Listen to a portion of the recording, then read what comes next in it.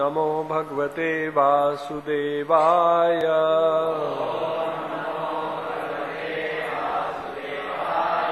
Reading from Srimad Bhagavatam, Canto number 3, chapter number 16, text number 33 to 35. 33 and 34 I'll read myself, and 35 will chant together. Tau tu girvana-rishabhau dustara-dharilokataha hata shriyau brahma-shapat abhutam vigata samayo. Translation. But those two gatekeepers, the best of the demigods, their beauty and luster diminished by the curse of the Brahmanas, became morose and fell from Vaikuntha, the abode of the Supreme Lord.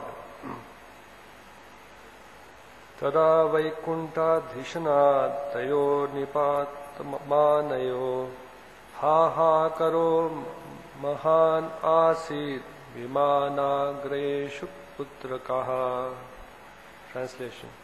Then as Jaya and Vijaya fell from the Lord's abode, a great roar of disappointment arose from all the demigods who were sitting in their splendid airplanes. Text 35. Tao eva hi adhuna praptao arshada paravaro hare tite jathara nirvishtayam kashyapam teja ulbanam. Translation and purport by His Divine Grace A.C. Bhaktivedanta Swami Srila Prabhupada. Translation. Lord Brahma continued, those two principal doorkeepers of the personality of Godhead have now entered the womb of Diti, the powerful semen of Kashyapa Muni, having covered them. Purport. Here is a clear proof of how a living entity coming originally from Vaikuntha Loka is encaged in material elements. The living entity takes shelter within the semen of a father, which is injected within the womb of a mother. And with the help of the mother's emulsified ovum, the living entity grows a particular type of body. In this connection, it is to be remembered that the mind of Kashyapa Muni was not in order when he conceived the two sons, Hiranyaksha and Hiranyakashipu. Therefore, the semen he discharged was simultaneously extremely powerful and mixed with the quality of anger. It is to be concluded that while conceiving a child, one's mind must be very sober and devotional. For this purpose, the Garbhadana Samskara is recommended in the Vedic scriptures. If the mind of the father is not sober, the semen discharge will not be very good. Thus the living entity wrapped in the matter produced from the father and mother will be demoniac like Hiranyaksha and Hiranyakashipu. The conditions of conception are to be carefully studied. This is a very great science. Thus ends the Bhaktivedanta purport. So here in this verse it's being mentioned that how Jaya and Vijaya, their luster diminished by the curse of the Brahmanas, became morose and fell from Vaikuntha, the abode of the Supreme Lord.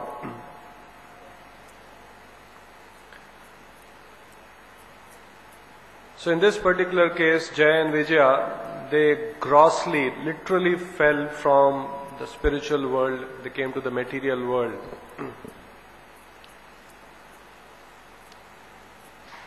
Fall down can be very gross. In the literal sense, somebody leaving the association of devotees. We have examples of some devotees who were there, but for various reasons they left the association of devotees.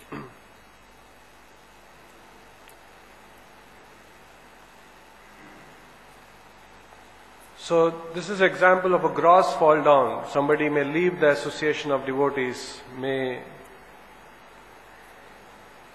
cease to be a devotee, goes back to his old ways of life, old ways of eating, old association, prior to his coming to Krishna consciousness. And there could be also subtle fall downs. Subtle fall downs could be fall down in the consciousness. There's a spiritual platform and there's a material platform. On a daily basis, we do our sadhana, chanting, reading, hearing, the various aspects in the morning sadhana to give us the spiritual strength so that we can be situated in the spiritual platform. So gross fall down can be very gross, where someone becomes so infected that he can leave the association of devotees.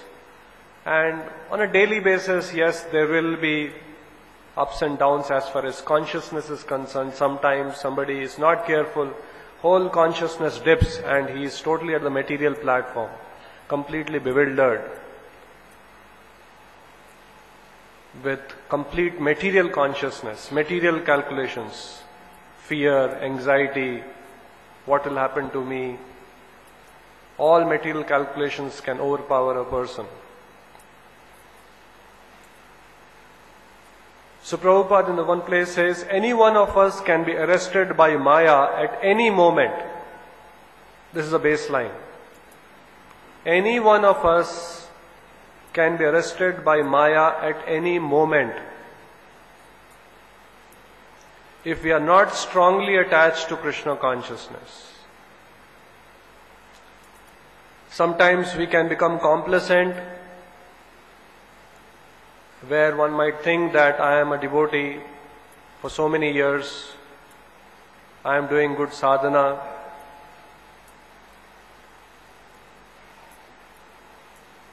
The example is given of Bharat Maharaj, how a moment's inattention.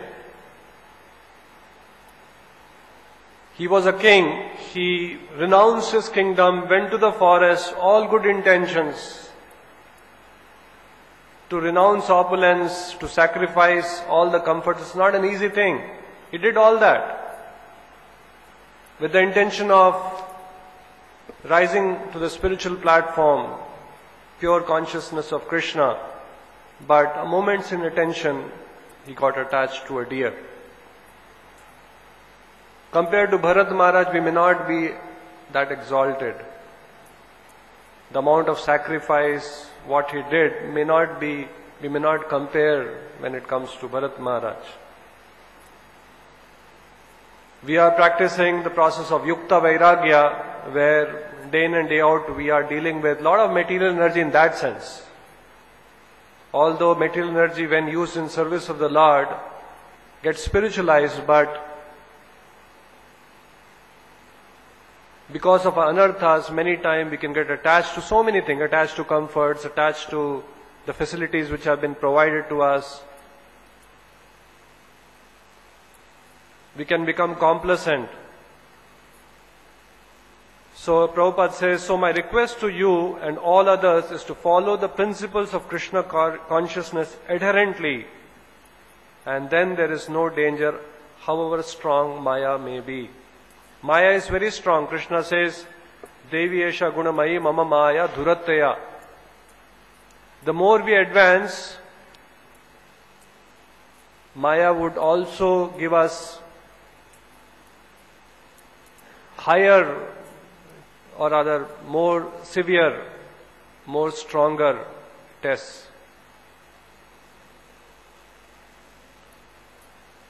So if someone remains humble, doesn't get puffed up, does not, sometimes even somebody may, because of his sadhana, may get puffed up. I am very strong in my sadhana. Every day I attend Mangalarti. That's very good. But even that, Maya is very subtle. A pride can come in. I am a great devotee. When you see, compare with others, I am better than them. My sadhana is best. Maya is very strong because many times it is not the external which matters. Somebody may be very good in sadhana, but what's going on in the consciousness? Sometimes somebody may do sadhana because it gives him, he feels good. He feels good. He feels peaceful. These are all at a very subtle level. That's why many times devotees, when some service is assigned, immediately, no, very particular about the chanting, because after I finish my chanting in the morning, I feel very peaceful. Have you heard this comment? I feel very... So, one may be doing sadhana, one may be doing chanting. That's why in chanting it said, chanting for whose pleasure? Ideal chanting is when we chant for giving pleasure to the Lord. The other day we were hearing in a class, when we control the senses, not just abnegation, not just restraint, but to give pleasure to the super soul who is there. It's a choice. On one side is the senses, looking for sense pleasure. The other side, devotee says no to that, to give pleasure to the super soul, becomes pleased that yes, for me, he is foregoing sensual pleasure. One time, Tukaram, all of you have heard of Tukaram, he would spend a lot of time speaking about the Lord, Harikatha. And it is said that he was such an advanced devotee that when he would start speaking, he would get so absorbed in the topics related to the Lord, the pastimes of the Lord, he will become completely oblivious of the time. Generally we have class, we have starts at this time, gets over at this time. But moment he would start speaking, he would close his eyes and he would be so immersed in the topic, Harikatha, about the pastimes of the Lord, that he would completely forget what's the time.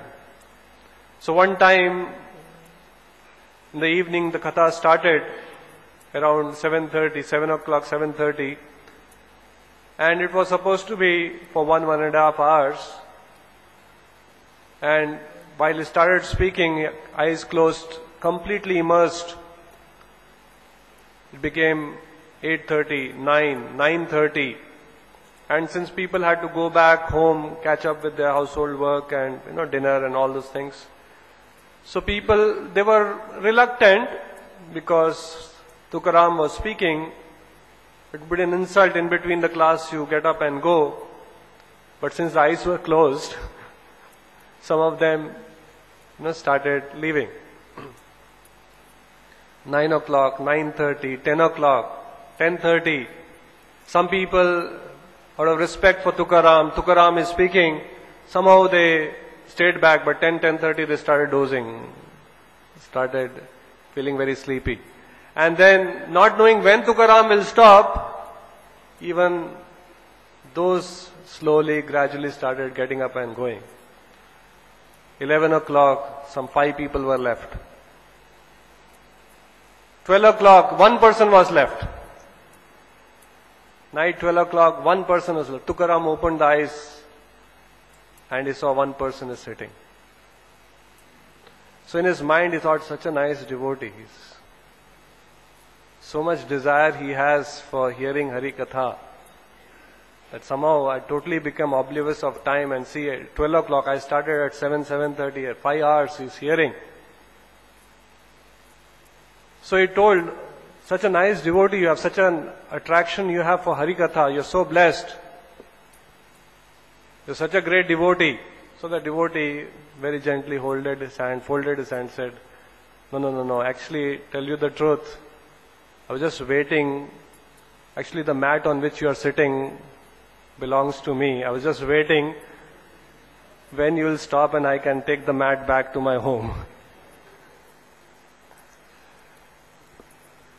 So this shows that externals, yes, sadhana, chanting, hearing, reading, all that is important. But each one of us may not be very pure in our motive. Just like here we have different point system and just to monitor sadhana. That's why sometimes devotees punch and, What's the motive? For what are we doing that? Unless the motive is pure, unless we are very conscious that I have come here to be conscious of Krishna. My motive is to be conscious of Krishna. Pure Krishna consciousness. No doubt when we are part of an organization there will be some systems so that not everyone may be pure in the motive. So organization helps. Somebody who is weak, somebody is not with the right motive, even to encourage that person, even to safeguard that person, even to enthuse that person. Some systems are made.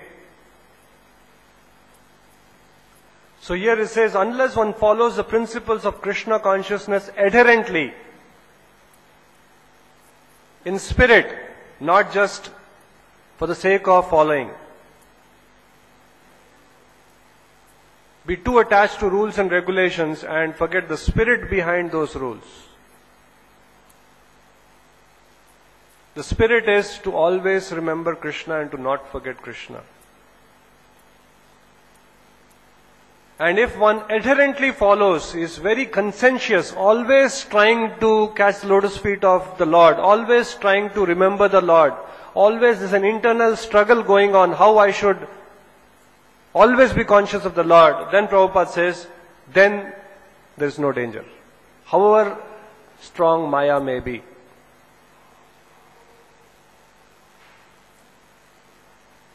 Because Krishna is protecting you, you cannot expect that you will be out of danger. No doubt Krishna's protection is there. Krishna says, Name Bhakta Pranashyati. But the very fact that we are in the material world, Prabhupada says, Padam Padam Yad Vipadam. This we should always remember. In other words, we cannot be complacent. We cannot be overconfident.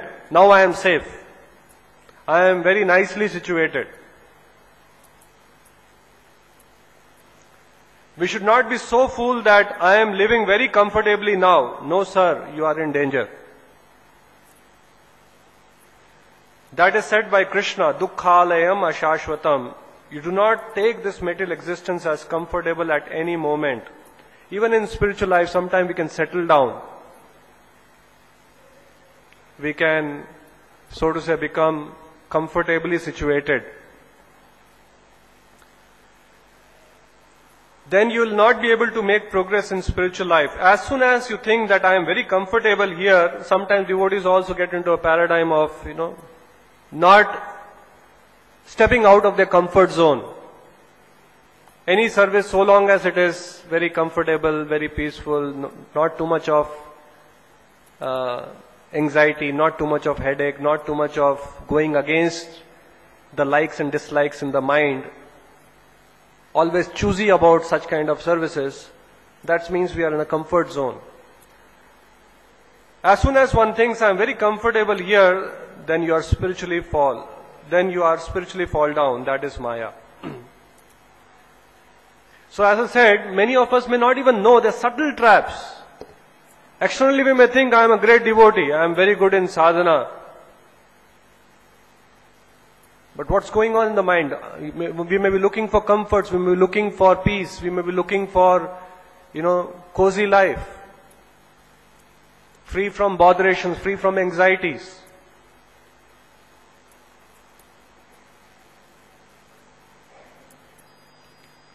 We have examples even during Prabhupada's time, many devotees who were very quote unquote advanced, very senior devotees, they also fell in Maya.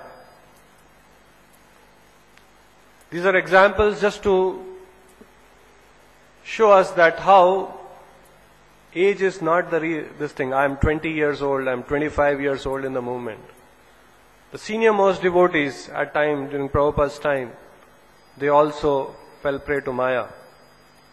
Regarding Kirtananda, there is nothing to be said about, but one should be very careful not to fall sick like him. In the material world, there is a constant fight between Maya and the living entity.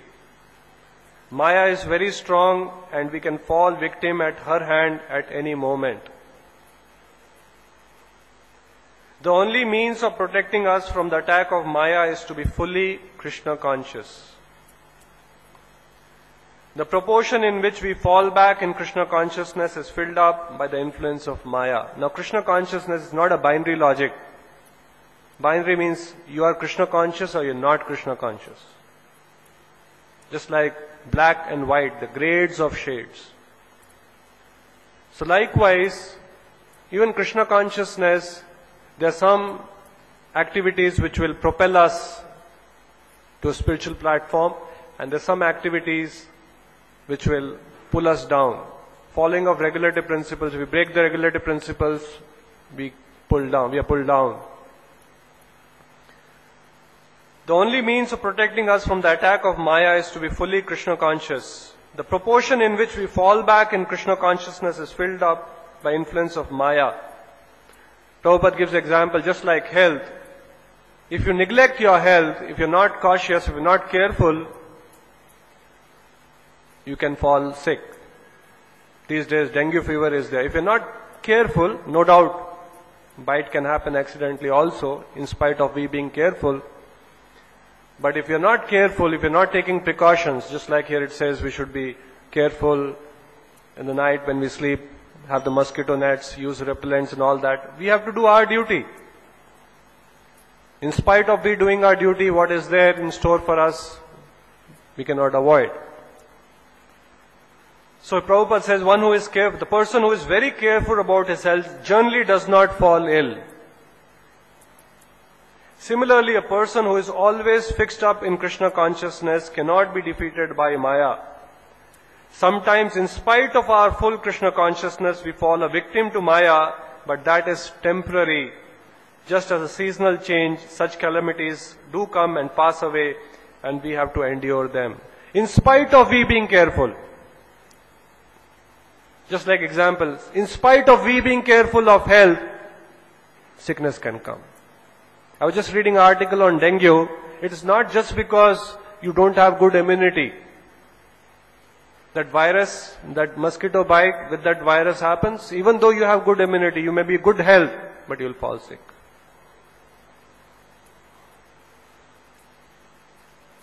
So here it says, if Kirtananda had ever sincerely served Krishna and his spiritual master, he will not fall down.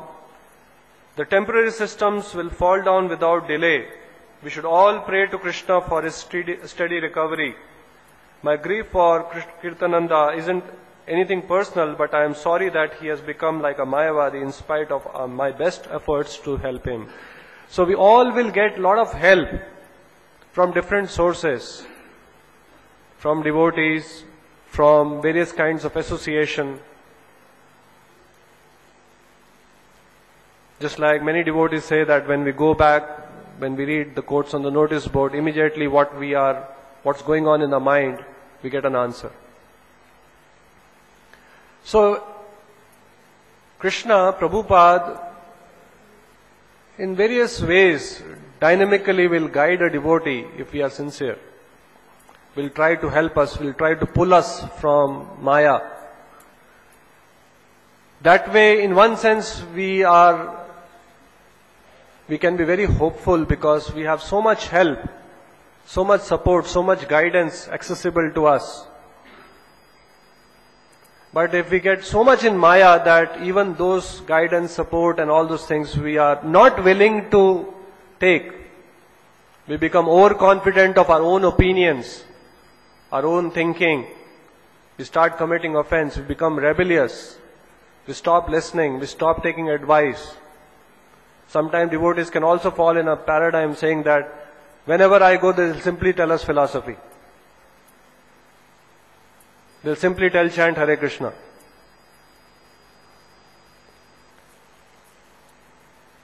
Regarding Damodar's plight, we are very sorry, but we must always expect that some of the weak soldiers may fall down in a fight waged against the great Maya external energy of the Lord.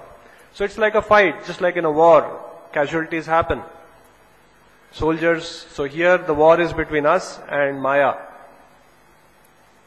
Casualties will happen.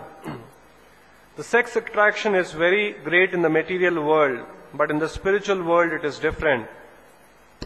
So the greatest form of Maya is the attraction to the opposite sex.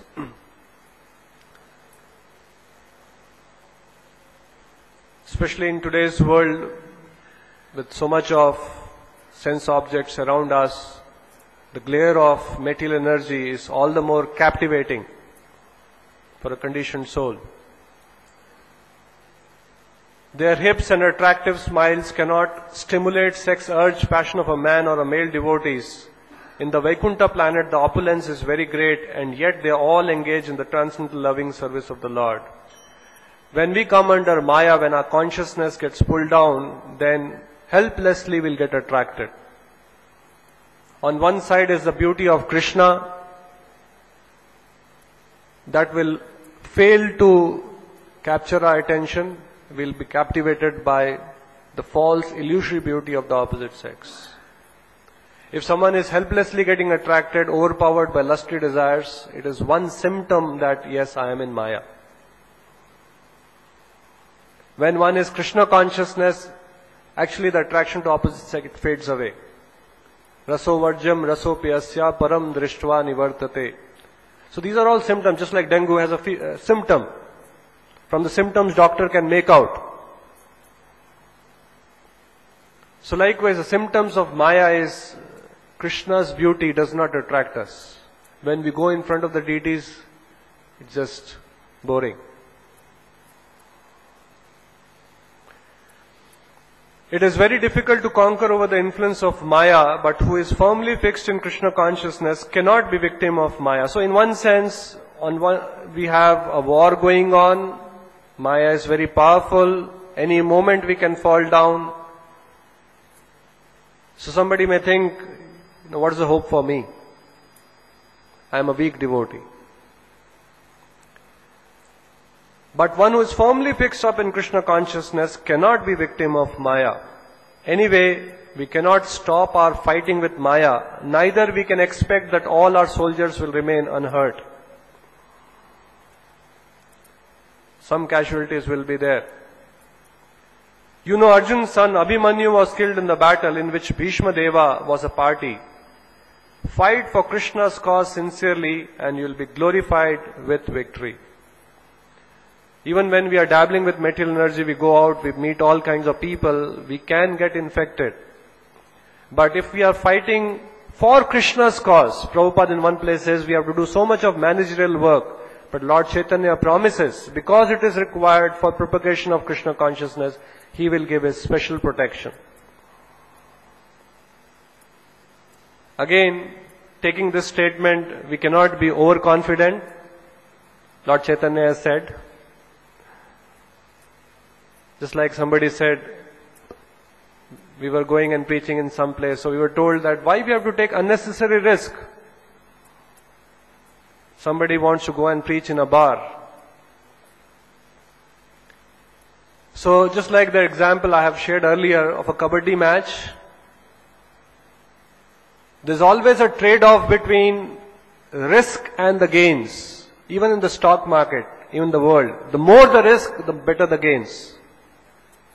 There are some stocks where the risk is very, very high and your money can multiply in 1 year. Double. It happens. Risk is so high, your money can become half or it can become double in 1 year. And there are some, you put in fixed deposit in a bank, in a state bank, or it will increase in 6 years, 7 years, 8 years, it will double. No risk, very, very stable, and the gain also is this thing. So sometimes we have to be very cautious. We can become overconfident in the name of preaching, in the name of spreading Krishna consciousness. There's a very thin line, we have to strike a good balance. Just like that kabaddi match, a person goes, if he goes deep within the enemy camp, the opposite camp, trying to touch more people, quite possible he'll not come back. So when the person is going on the opposite side, he has to be always careful how much risk he can take. There's a trade-off between risk, more the gain. Even people very cautiously when they invest money, constantly evaluating risk. When should I pull the money? When should I withdraw from this stock? Otherwise everyone will put the money in the place where greatest risk is there and double it. There are people who always play safe. So for Krishna's cause, we have to take risk because it's a preaching mission. We have to go and meet all kinds of people. Chaitanya Mahaprabhu says he was unwilling to meet even a materialist, King Pratap Rudra. But we many times go and meet all kinds of people. It has to be done for Krishna's cause. But we have to be, that evaluation constantly we have to do. Suppose 2 days, 3 days, sadhana is not there, reading is not there, chanting has not happened, consciousness is down. We know that this is the point where I should not take risk.